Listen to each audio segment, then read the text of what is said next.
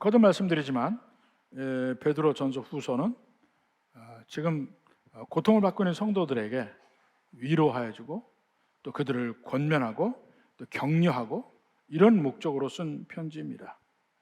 그러니까 오늘날의 우리의 삶도 마찬가지죠. 이 세상을 살아가면서 우리 뜻대로 되지 않습니다. 예상한 대로 되지도 않고 심지어는 합리적이지도 않고 이런 면들이 있습니다. 근데 그러할 때 과연 우리가 잘 사는지, 우리가 가는 길이 맞는지 흔들릴 때가 있습니다. 바로 그러한 사람들을 대상으로 바로 그러한 이 환경과 그러한 배경에서 살 때에는 우리에게 이 세상에 살아갈 때 가장 중요한 것은 믿음이다. 믿음. 확실한 믿음이다. 그럼 어떤 믿음을 이야기하냐면 성경에서 이야기하는 가장 확실한 예언의 이루어짐, 예수 그리스도를 믿는 믿음이 우리에게 중요하다는 얘기를 합니다. 오늘 19절에도 보면 우리에게는 더 확실한 예언이 있었다. 더 확실한 예언. 지금 베드로가 이야기한 것들이 다 예언적인 얘기인데 그 예언이 있다는 얘기를 하는데 그 예언을 구체적으로 다시 한번 설명하는 것이 지난번에 보았던 20절, 21절이에요. 너희가 할 것은 성경의 모든 예언은 예언의 특징에 대해서 이야기합니다. 사사로이 풀 것이 아니다. 성경의 모든 예언은 선지자 개인의 어떤 통찰력이나 이해력에서 온 것이 아니고 성령께서 그들에게 주셔서 그들이 이야기한 것이다. 그런데 그 각 선지자마다의 특징이 그 예언에 묻어 있는 이유는 그냥 받아쓰기 한 게 아니고 마치 빛이 프리즘을 지나듯이 선지자를 통해서 지나갈 때에 그들의 색깔이 묻어져 나오지만 본질적으로 그건 전부 다 하나님께로부터 온 것이다. 그래서 모든 성경은 각각의 특징들이 있지만 그것이 뭐하죠 보면 하나님이 주신 말씀이다. 원 저자는 다 하나님이다. 이게 그 성경을 특별하게 만드는 것이다 라는 이야기를 합니다. 그래서 그 예언의 말씀이 드디어 예수님이 오시면서 이루어졌다. 그것이 혹시 확실하게 믿을지 말지 아직도 생각한다면 내가 좀 더 이야기를 한다. 이게 19절 말씀이에요. 우리에게는 더 확실한 예언이 있다. 이 예언의 말씀은 마치 어두운 데 비치는 등불과 같다 하는 얘기를 합니다. 어두운 데 비치는 등불이에요. 그러니까 어두울 때는 등불이 필요하죠. 그런데 어두움이 거치고 낮이 되면 더 이상 등불이 필요하지 않습니다. 그때까지 비춰주는 역할을 하는 것이 등불인데 이 성경의 예언의 말씀이 그와 같은 것이다 하는 얘기입니다. 그래서 어떻게 그 성경이 그런 역할을 하는가 하는 면을 보기 전에 성경에 특징이 있는데 특징에 크게 두 가지를 좀 먼저 말씀을 드리고 넘어가려고 합니다. 첫째로 성경은 지극히 사실적입니다. 지극히 사실적이에요. 성경에 상징이 없다는 얘기가 아니에요. 역사적인 사실을 가감없이 써요. 어느 정도냐면 보통 역사적인 사실을 쓸 때 그 위인전이나 전기나 자서전 이런 걸 보면 뭐 사진식으로 얘기하면 약간의 보정이 있어요. 자기들에게 부끄러운 점, 약한 점은 쓰지 않거나 약화시켜서 쓰거나 이런 면이 있단 말입니다. 그러니까 내세우고 싶은 말만 해. 그러니까 성경에 영웅이 있다면 보통 일반적으로는 그 영웅의 좋은 점, 강한 점만을 부각시켜서 이야기하지 그 영웅의 어떤 이면, 어두운 면 이건 얘기 안 하거든요. 그런 게 굉장히 많습니다. 존 F 케네디 미국에서 가장 인기 있는 대통령 중에 하나예요. 그렇지만 그는 이 여성 편력이 대단한 사람이다. 심지어는 자기 동생인 그 로버트 케네디까지 합해서 마릴린 monroe와 관계니 뭐 이런 것들 나온 게 처음엔 없어요. 나중에 밝혀지는 거예요. 마틴 루터 킹, 미국 흑인 민권 운동가의 가장 상징 마틴 루터 킹, 위대하고 대단하죠. 그의 이 워싱턴에서의 I have a dream이라는 그 설교는 정말 가장 멋진 설교 중에 하나입니다. 근데 그의 부끄러운 이면에 대해서는 얘기를 안 해요. 나중에 다 드러나지만 그거는 안 합니다. 근데 거기에 비해서 성경은 그렇지 않아요. 위대한 영웅, 그들의 약점, 그들의 잘못 다 적나라하게 까발깁니다. 가장 존경받는 사람, 존경받아야 할 사람들, 그 사람들의 치부도 다 드러내고 흠과 약점 다 얘기해요. 아주 사실적으로 얘기해요. 가장 대표적인 예로 아브라함도 자기가 위기에 처하니까 자기 아내를 팔았잖아요. 누이라 하면서. 야곱은 위기의 순간순간마다 그 아주 인간적인 그 위트, 인간적인 그 술수를 부리는 면이 나와요. 또 유다 민족의 조상인 유다는 자기 며느리와 동침하잖아요. 다윗도 마찬가지고. 마태복음 1장에 예수님의 계보를 보면 여자가 넷 나오는데 넷 다 문제가 있어요. 다말, 유다의 며느리면서도 자손이었기 때문에 창기를 변장해서 유대와 잠자리를 하고 베레스와 세라나가 바로 그들이 다윗의 선조이고 예수님의 선조이기도 해. 또 그 다음에 출애굽 때 여리고성의 기생 라합, 결국 족장인 살몬과 결혼해서 보아스의 할머니가 됩니다. 다윗의 선조이고 예수님의 선조예요. 룻, 이스라엘 여자가 아니에요. 모함 여인이야. 다윗에서 솔로몬으로 연계되죠. 솔로몬의 어머니가 누굽니까? 바로 우리아의 아내 밧세바야. 예수님의 계보에 나오는 4명의 여인이 전부 그래요. 완전치가 않아. 그 자체가 예수님에게는 부끄러운 일이잖아. 우리 그것을 스캔들이라 합니다. 부끄러운 일이야. 그런데 그걸 적나라하게 얘기를 해요. 예수님은 이미 태어나기 전부터 그 계보에서 부끄러운 계보야. 우리 보통 인간들은 그렇지 않거든요. 우리 조선시대 초기에는 양반들이 전체의 10%도 안 됐어요. 근데 조선시대 말기 가면은 양반들이 엄청나게 많아지고 지금 보면 양반 안 했던 사람이 없었던 것 같아.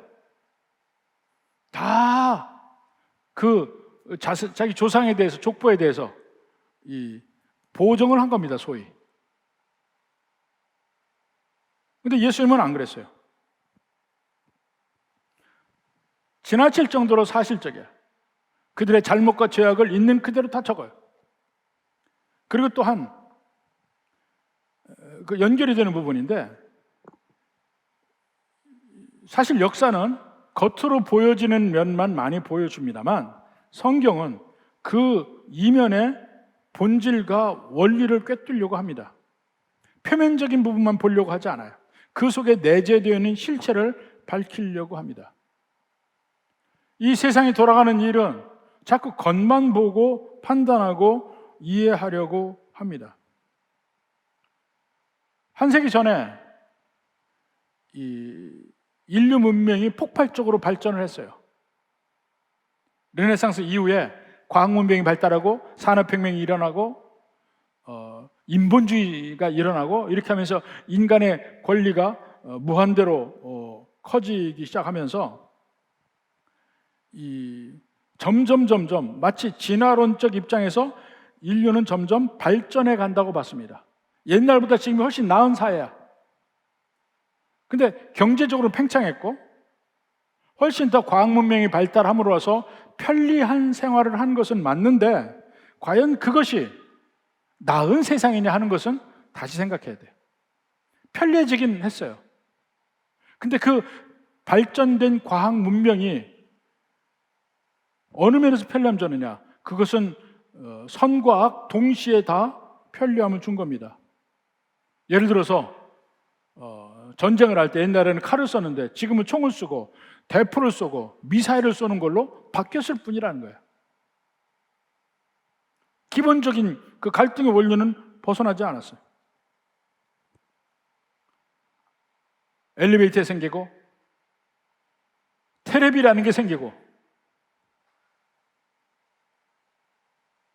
모든 인류에게 편리함을 주었죠. 근데 거기서 그 다음에 나오는 게 뭡니까? 온갖 음란을 위한 포르노그래피가 발전하게 되고 교통이 편리해지고 온 세상에 서로 연결되고 나니까 무슨 문제가 생깁니까? 옛날에는 나쁜 것도 악한 것도 한 곳에만 있었는데 그게 온 세계로 그냥 퍼지기 시작하는 거야. 대표적으로 아메리카 대륙에 있던 그 인디안들이 가졌던 담배가 스페인의 신대륙 점령과 함께 유럽으로 퍼져가서 온 세계로 담배가 퍼져갔잖아요. 그 편리해진 교통망으로 담배가 퍼져가고 마약이 퍼져가고 온갖 나쁜 전염병이 퍼져가고 그게 다 통로가 되는 거야. 그게 과연 나아진 세상이냐? 오히려 더 세상이 복잡해지면서 스트레스가 많아지고 변화되지 않게 인간은 계속적으로 고민과 고통 속에서 사는데 왜 그러냐 이거예요. 그거는 근본적인 문제가 있기 때문에 그렇습니다. 그게 뭐냐면 인간의 내면 속에 있는 죄라는 거예요. 내면 속의 죄의 문제가 해결되지 않기 때문에 밖으로 외면적으로 아무리 많은 것이 변해진다 하더라도 실제 인간의 행복에 관한 면에서는 변하는 것이 하나도 없다는 거예요. 전도서 9장 3절 봅시다. 모든 사람이 결국은 일반이라. 이것은 해 아래에서 행해지는 모든 일 중에 악한 것이니 곧 인생의 마음에는 악이 가득하다. 그래서 그들이 평생에 미친 마음을 품고 있다가 죽은 후에는 죽은 자들에게 돌아가는 것이라. 사람이 왜 죽습니까? 짐승과 같아서 살다가 노화돼서 죽는 것이다. 그건 생물학적으로 얘기하는 것이고, 사람이 죽는 이유는 죄인이기 때문에 죽어요. 인간이 죄인이 아니면 안 죽어요. 원래 에덴 동산에서 안 죽었잖아. 인간이 죄인이 되면서 하나님과 분리가 되어서 생명과 분리되니까 마치 꺾여진 꽃과 같아. 화병 속의 꽃 피는 것 같은데 결국은 죽어요. 죽을 수밖에 없어. 뿌리가 없는데, 생명이 없는데. 인간이 죽는 이유, 죄 때문이야. 수없이 많은 크고 작은 실제 죽는 거 말고 죽음의 경험을 합니다. 이 세상에서 고통과, 그거 다 죄 때문이야. 그 근본이 변하지 않기 때문에 세상은 변하지 않습니다. 그러니까 성경은 항상 모든 이 세상의 삶의 깊이의 원리를 가르쳐주고 보라고 하는 거예요.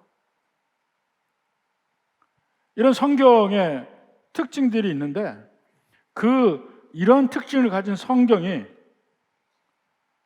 이 세상에 대해서, 역사에 대해서, 나에 대해서, 인간에 대해서 얘기하고 있단 말입니다.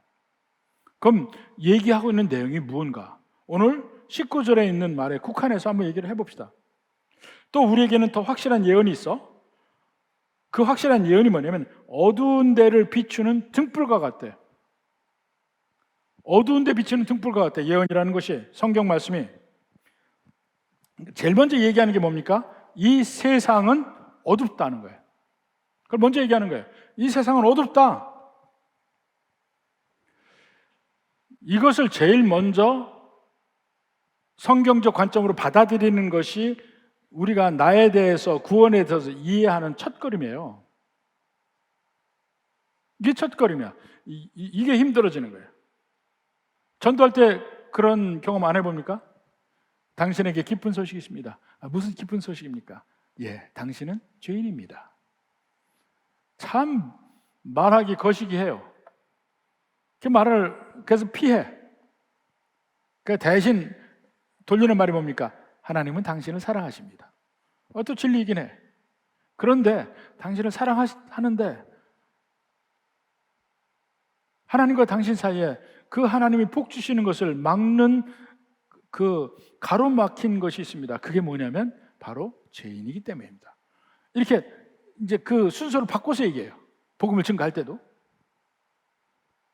그렇지만 결국은 우리가 예수님을 나의 구세주로 받아들이기 위해서는 내가 죄인이고 예수님이 꼭 필요하다는 그러한 면을 인정하기 전에는 우리가 구원받을 수 없잖아.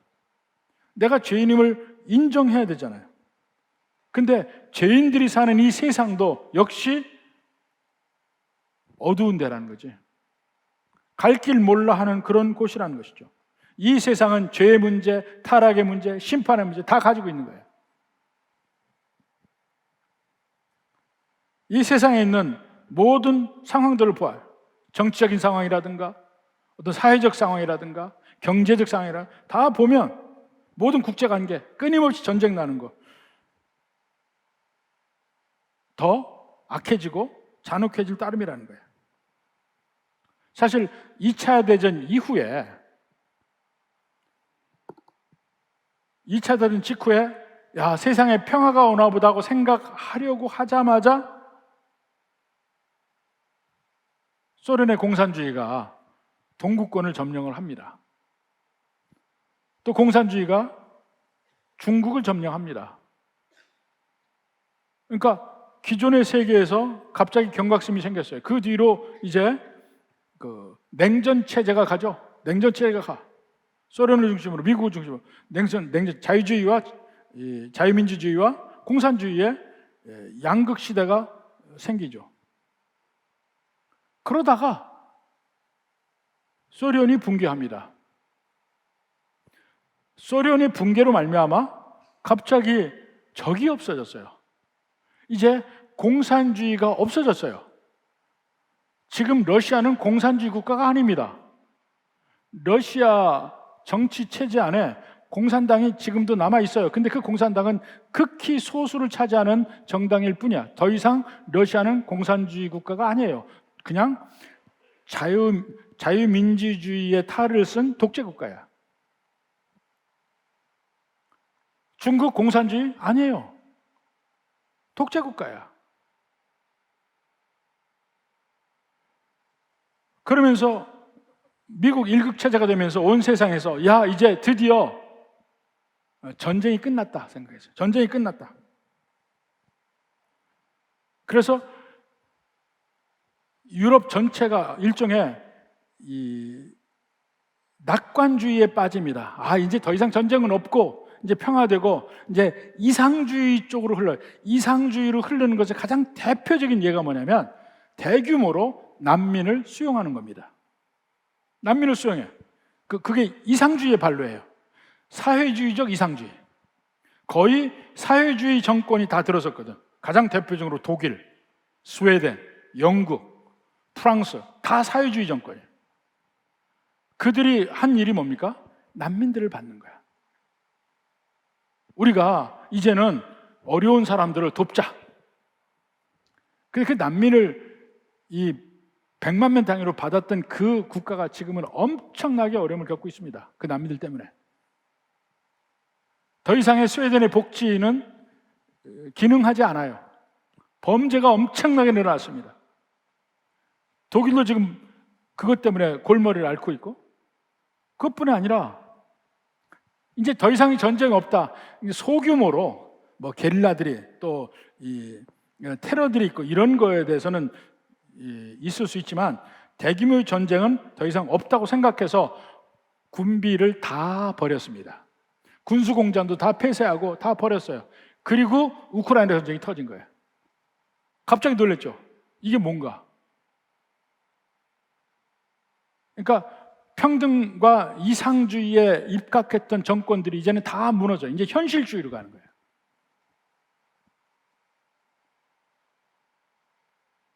과연 이 세상이 점점 진화하고 있는가? 발전하고 있는가?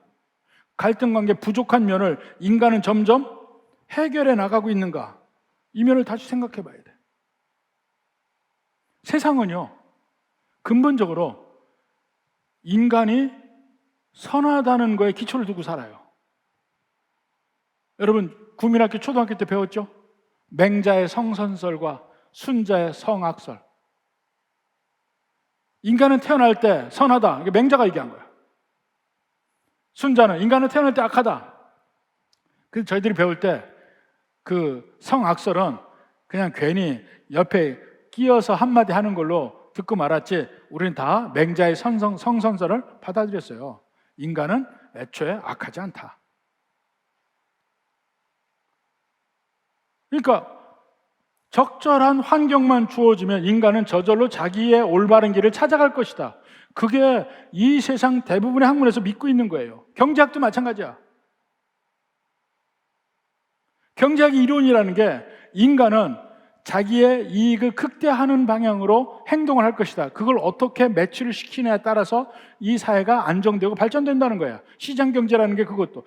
모두 다 자기의 이기적 행동, 그리고 그 합리적 행동을 할 때에 시장이 균형을 이룬다. 그게 경제학의 기본이에요. 근데 정치학에서는 그렇게 얘기 안 합니다. 어느 두 사람이 100만 원을 가지고 둘이 나눠야 돼.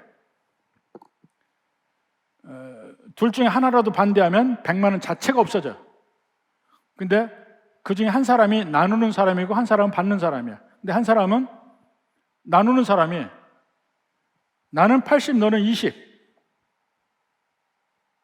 근데 20을 받는 사람이 반대를 하면 20도 못 받아요. 20도 못 받아. 받아들이면 20이 이익이야. 근데 상대편은 80을 받아. 그때 어떻게 하는 줄 알아요? 경제학 이론에 의하면 20을 받아들여야 돼. 받아들인다고 써 있어요, 경제학 책에. 근데 정치학 책에는 안 받아들인다. 왜냐하면 상대편이 80 먹는 게 배가 아파서 못 살아. 차라리 내가 20을 안 받고 말아. 또 다음을 위해서, 다음에도 또 저놈이 저짓하면 안 되니까 지금은 우리 같이 손해보자, 이렇게 간다는 거야. 그게 제가 정치학 원론 첫 번째 시간에 배운 거예요.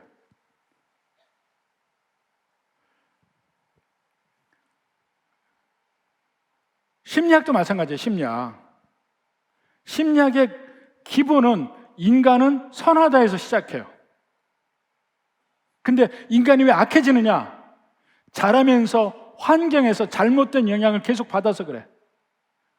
무서운 아버지, 이 주태백의 아버지, 이것 때문에 영향을 받아서 뭐 어떻게 되고 가정이 깨져서 그런 데서 살다 보니까 나중에 약해졌다는 거야. 그 사람 잘못이 아니라는 거야. 그게 심리학의 핵심이에요. 저놈이 나빠서 그렇다, 그게 아니야. 저 사람의 환경이 잘못돼서 저 사람이 이렇게 나쁘게 됐다. 그게 심리학이야. 이 세상은 인간에 대해서도 애초에 악하다고 보지 않습니다. 세상도 그래서 내버려 두면 점점점 좋은 길을 찾아갈 것이라고 생각해.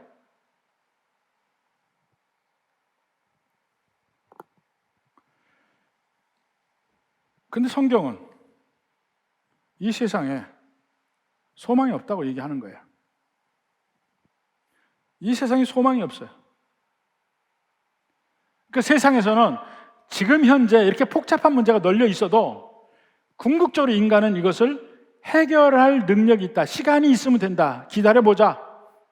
가다 보면 터널의 끝이 나오고 빛이 나올 것이다. 이것이 세상의 관점이에요. 그런데 성경은 뭘 합니까? 백날 가봐라. 절대로 빛이 나오지 않는다는 거야. 이 세상은 애초에 어두운 데고 앞으로도 쭉 어두울 것이고 결국 나중에는 심판받을 것이다. 그게 성경이 하는 말이야. 왜냐하면 인간의 본질에서부터 죄인이기 때문에, 인간의 본질에서부터 악하기 때문에 인간은 스스로 그 악에서 벗어날 길이 없어. 악에서 벗어나려고 하지도 않아.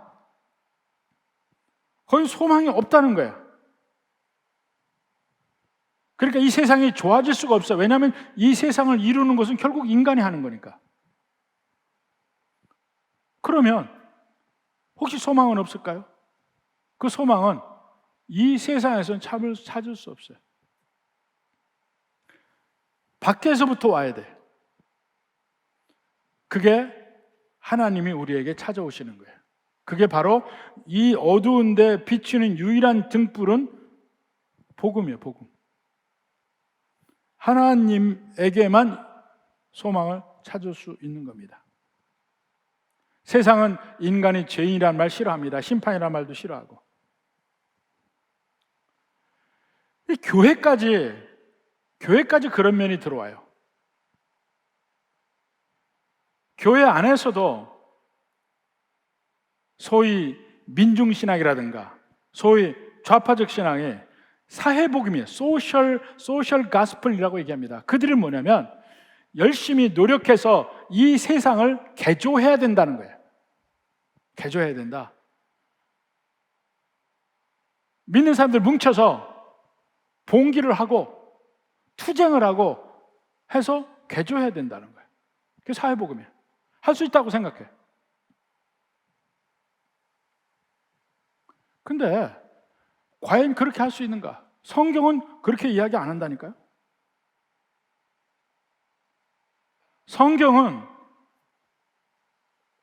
믿는 사람들이 뭉쳐서 뭔가 운동을 일으켜서 개혁을 하는 게 아니고 한 사람 한 사람의 심령의 변화를 통해서 그 사람의 개인의 변화를 생각하지 이 사회를 변화시켜서 좋은 세상을 만든다?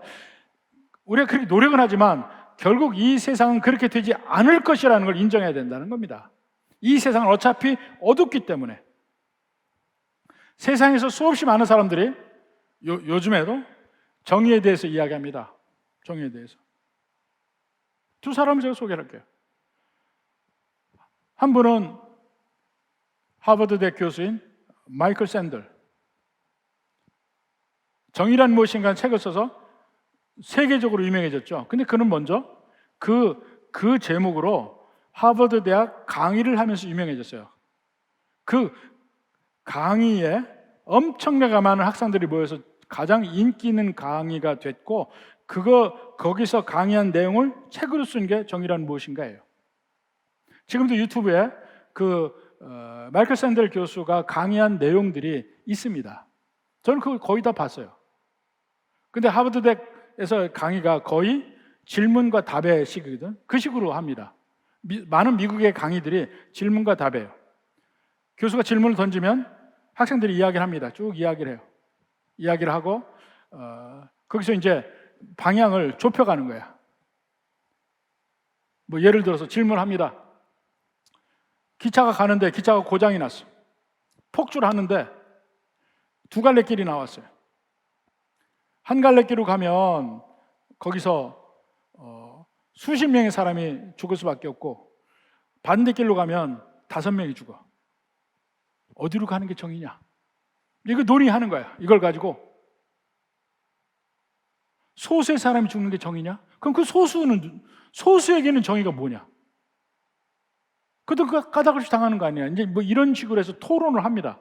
이것이 모여져서 정의란 무엇인가 책을 썼는데, 그러니까 거기에서 나오는 게 이제 공리주의. 공공의 이익이 합한 것이 가장 큰 것, 그것이 정의다. 그게 공리주의. 또 반대편 극단으로 가면 개인주의가 나옵니다. 그렇다고 한 개인의 신성한 권리를 침해해서는 안 된다. 그게 정의다. 그 극단으로 가면 어떻게 되는 줄 아세요? 이 사거리에 신호등이 있는 건 이해를 하겠는데, 예를 들어서 오토바이 타는 사람 전부 헬멧을 써야 된다. 아니, 왜 헬멧을 써야 되냐? 그 개인의 자유를 왜 침해하느냐? 헬멧을 안 쓰고 타더라도 죽으면 그 사람이 죽는 거고 자기 선택으로 죽는 거지. 왜 구태여 거기다가 다 헬멧을 씌우냐 말이야. 다. 뭐 이런 식의 얘기. 마약을 하는 것도 하든 말든 지네가 마약해서 죽든 말든 그건 개인의 선택 아니냐?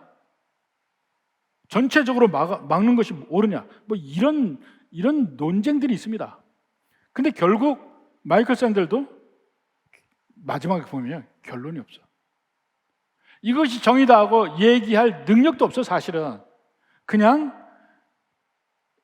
이 쟁론만 시킬 뿐이야. 또 하나 유명한 역사학자가 있습니다. 유발 하라리라고 하는 역사학자, 그 이스라엘의 히브리 대학 교수입니다. 젊어요, 이 사람은. 근데 유발 하라리는 역사학자인데 역사학의 생물학의 관점을 도입해서 아주 특이하게 얘기합니다. 그가 사피엔스라는 책을 썼어요. 사피엔스한 책. 인간이 어떻게 이 세상에서 동물과 비슷해. 그러니까 진화론적 생물학의 관점을 가지고 인류의 이 되어짐을 쓰니까 점점 이 동물 세상에서 어떻게 인간이 이 독점적 지배를 하게 됐는가 이런 면을 설명을 하는 거야. 그리고 거기에 맞춰서 미래는 어떻게 될 것인가까지 설명을 합니다. 그러다가 후속편을 내놨어요. 후속편이 뭐냐면 호모 데우스라는 책이에요. 원래 인간을 얘기해도 호모 사피엔스잖아요. 호모 사피엔스. 근데 호모 데우스라는 것은 그리스어로 신이라는 뜻입니다. 호모 데우스라는 말은 뭐냐면 인간이 거의 신적 존재가 됐다는 거예요. 이 세상을 완전하게 더미넌트하게 되어서 완전히 모든 이 세상에 가는 길을 결정할 수 있는 신적 존재가 되었다. 그래서 어떻게 신적 존재로서 앞으로 갈 것인가를 얘기를 해요. 그런데 궁극적으로 거기서 진정한 해결책을 주는가? 못 줍니다. 인간의 본질적인 문제에 대한 분석은 날카롭게 해. 근데 해결책을 제시하는가? 해결책이 없어요. 이렇게 될 것이라는 얘기를만 해. 해결할 능력도 없어요. 오직 성경에서만 해결책을 이야기해요. 그리고 그 길을 가게 할 능력도 하나님께 있다는 것을 역사가 증명해주고 그 증명한 역사 다음에 그 다음에 있을 일들 얘기함으로써 그 얘기한 것이 일어날 확률이 높다는 것을 성경을 통해서 이야기를 합니다.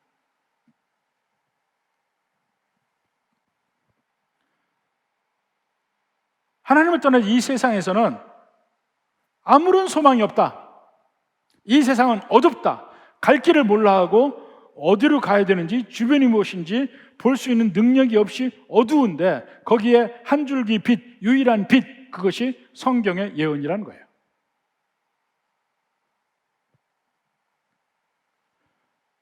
그러니까 이 세상의 소망은 인간 속에 내재되어 있지도 않아요. 인간의 본질은 죄인이기 때문에 인간의 본질, 인간의 본성 속에 있지도 않아. 해결책이 인간의 어떤 행동을 하면 달라질 것이다. 그 행동 속에도 해답이 없어요.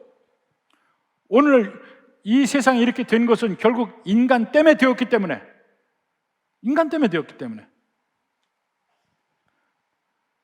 인간이 망가뜨린 이 세상, 그 속에서 인간 스스로 고통받으면서 갈 길도 몰라 하는데 그것은 애초에 인간이 창조주인 하나님을 부인하고 부정하고 거역하고 자기가 자기의 신이 되어서 살고자 하는 그때부터 이 세상은 망가지기 시작한 거예요. 그러니까 그러한 인간이 이 세상을 구원할 방법은 없어요. 근데 한 가지 소망이 뭐냐면 하나님이 그런 인간을 불쌍히 보셨다는 거예요. 하나님이 그 인간을 불쌍히 보셔서 하나님이 구원 계획을 짜시고 그 구원 계획을 이루어 나가는 과정을 보는 것이 성경이라는 거예요.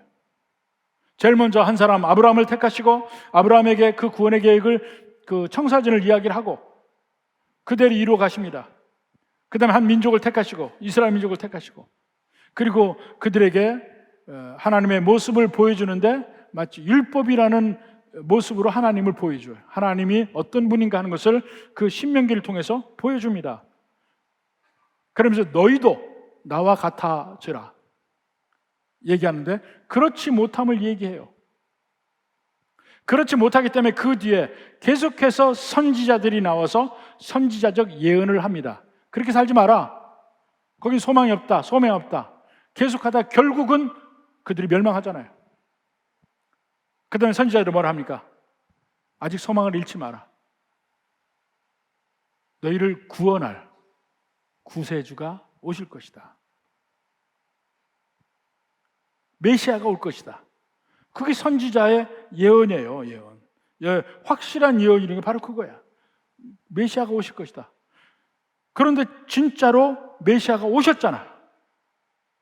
인간은 거부합니다. 십자가 못 박습니다. 근데 그것조차도 하나님의 구원 계획 안에 있어서 그 십자가를 통해서 온 인류의 죄를 용서하시고 믿는 자마다 죄를 사하여 주시고 천국 백성 되게 하실 거란 얘기예요. 그러면 지금의 세상은 그 예수님을 믿는 사람을 모으는 일을 하는 세상이에요.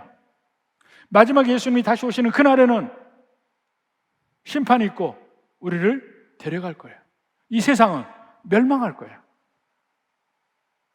근데 이게 패턴이 출애굽 때와 똑같아요. 하나님이 아브라함에게 약속을 하셨잖아요. 그리고 나서 70명, 야곱의 가족 70명이 애굽으로 갑니다. 그러면서 400년을 살아요. 400년을 거기서 핍박받고 어렵고 힘들고 사는데 그들에게 약속한 게 뭡니까? 너희를 때가 되면 끄집어내리라. 그리고 가나안 땅에 가게 하리라. 그 약속이었잖아요. 그들에게 거기 애굽에 살면서 애굽을 변화시키라. 그 얘기도 안 했어요. 그 애굽을 결국 나중에 변화시켜서 여기를 너희들이 살기 좋은 세상으로 만들어줄 거다. 그 얘기도 안 했어요. 너희를 여기서 건져낼 거다고 얘기했어요. 이 세상도 똑같아. 이 세상을 변화시켜 줄 거다. 하나님이 약속 안 했어요. 하나님이 하신 약속은 뭐냐면 이 세상은 어차피 타락한 세상, 어두운 세상, 멸망당한 세상인데 그 중에서 아직 내 사람들이 남아있으니까 그들이 다 모아질 때까지 좀 참으라. 다 모아지면 내가 너희를 건지러 오겠다. 출애굽 때 똑같다니까요. 건지러 오겠다. 하나님은 애굽을 구할 생각이 아니에요. 애굽 안에 하나님의 백성들을 구할 생각이었지. 하나님은 이 세상을 구할 생각이 없어요. 그 이 세상에 있는 하나님의 백성들을 구원할 생각을 하시는 거지. 우리는 마치 이스라엘 백성들이 애굽에 살면서 하나님의 구원을 기다리며 사는 삶과 같은 거야. 이 세상에 소망을 두지 말라는 겁니다. 점점 하나님의 백성들은 많아지겠죠. 이 세상은 점점 타락의 길을 가겠죠. 점점 갈라짐의 길을 가요.